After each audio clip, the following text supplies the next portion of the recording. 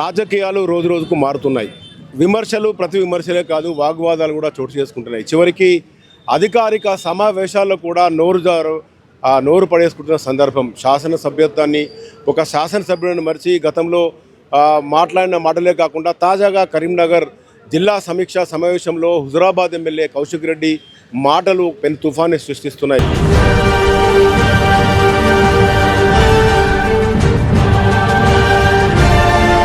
ఓవైపు మాట్లాడిన ఏదైతే మాటలు ఉన్నాయో అవన్నీ కూడా సమర్థించుకునే ప్రయత్నిస్తున్న క్రమంలో అరెస్టులు, తర్వాత బెయిల్ ఇవన్నీ జరిగిపోయాయి. ప్రస్తుతం సమకాలీన రాజకీయాలు ఎలా ఉన్నాయో అని తెలుసుకునే ముందు నమస్తే, నేను మీ మధుకర్ రెడ్డి. వెల్కమ్ టు పురాలోకల్ న్యూస్. ప్రస్తుతం దీనిపైన మాట్లాడదాం.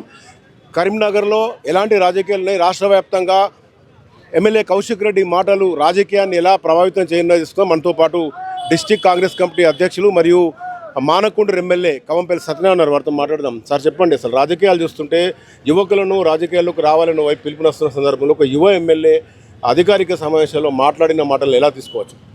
పాడి కౌశిక్ రెడ్డి గారిది విచక్షణ లేని వాదన, తెంపరితనము, పొగరుబోతుతనము.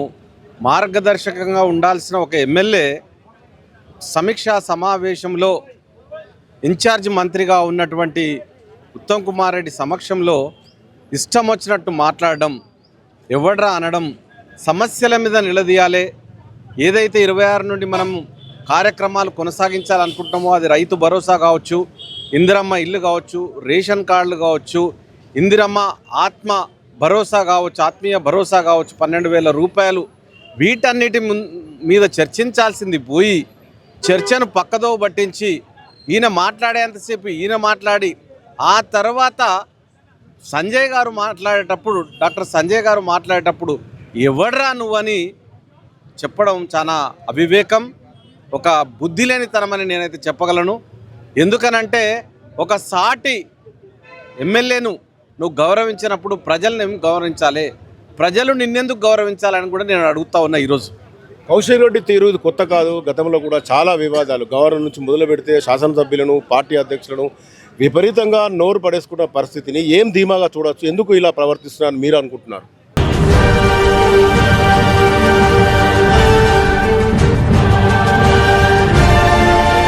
ఆయనకి ఏమంటే టీఆర్ఎస్ల వాళ్ళ లీడర్ల మెప్పు కోసం చేస్తూ ఉన్నాడు.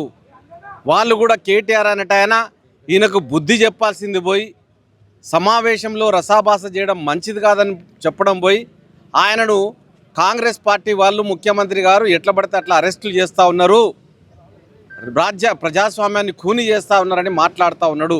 అంటే ఆయనను ఒక టీఆర్ఎస్ ఏజెంట్గా గొడవలకు ఆయన్ను పురిగొల్పే విధంగా కేటీఆర్ వ్యాఖ్యలు ఉన్నాయి. దగ్గర పిలుచుకొని ఇది విధానం కాదని చెప్పకుండా, ఎందుకంటే వాళ్ళ విధానమే అది. బీఆర్ఎస్ పార్టీది ఒక సామెత ఉన్నది, ఆవు చేల్లో మేస్తే దూడ గట్టు మీద మేస్తుంది అన్నట్టు ఇద్దరు కూడా అట్లనే ఉన్నారు.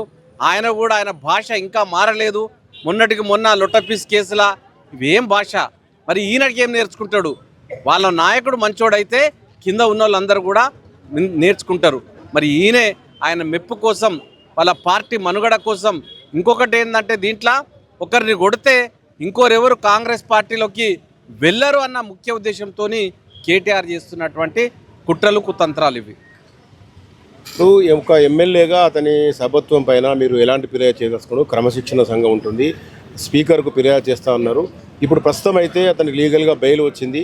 ఇది ఎంత సమర్థనీయం? అంటే ఒక లైవ్లో అంత మీడియా ఉన్నది, అక్కడ ఒక సమావేశం కొనసాగుతున్న సందర్భంలో చేసుకోవడము, అన్పార్లమెంటరీ మాట్లాడము, పార్టీ పరంగా మీరు ఎలాంటి చర్యలు తీసుకున్నారు?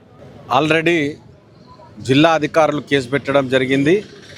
నిన్న వెళ్ళి సంజయ్ గారు కూడా స్పీకర్కి ఇచ్చినారు.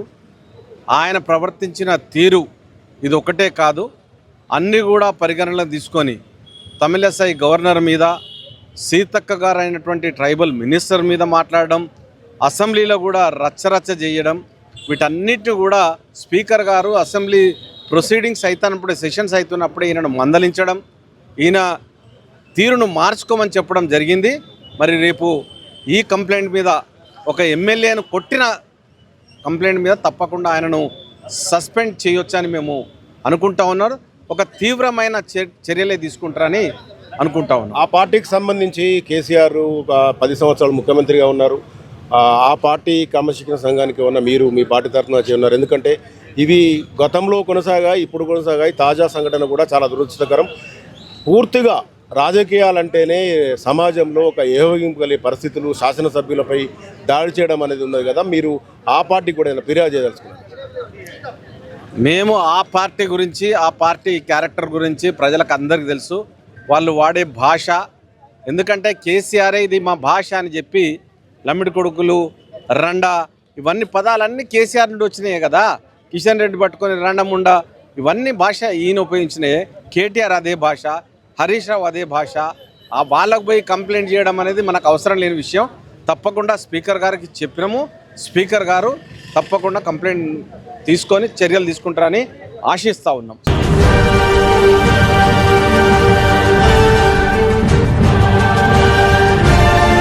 చివరిగా కౌశిక్ రెడ్డికి తోటి శాసనసభ్యులుగా మీరు ఏం సలహా ఇవ్వదలుచుకున్నారు? తీరు మార్చుకోవాలి. రాజకీయాలలో ఒక మాదిరికరంగా, ఒక రోల్ మోడల్గా నువ్వు ఉండాలని నేను కోరుకుంటా ఉన్నా. కాబట్టి ఇప్పటికైనా ఆ దురుస్తుతనాన్ని, విర్రవీగేతనాన్ని, ఎవరి మీద పడితే వాళ్ళ మీద విరుచుకుపడేతనాన్ని విడనాడాలని నేను కోరుకుంటా ఉన్నా. ఇది మొత్తంగా రాజకీయాల్లో చాలా మార్పులు జరుగుతున్నాయి. వాగ్వాదాల నుంచి, విమర్శల నుంచి ఒకరిపై ఒకరు దాడి చేసుకునే పరిస్థితి వచ్చింది. అయితే రానున్న రోజుల్లో పార్టీ క్రమశిక్షణకు సంబంధించి కూడా ఆ పార్టీలో ఒక సమీక్ష చేసుకోవాలని చెప్తూనే మరోవైపు అసెంబ్లీకి సంబంధించిన అంశాలను తెరమీకి తెస్తున్న సందర్భంగా ఈయనపైన ఫిర్యాదు చేయడం జరిగింది.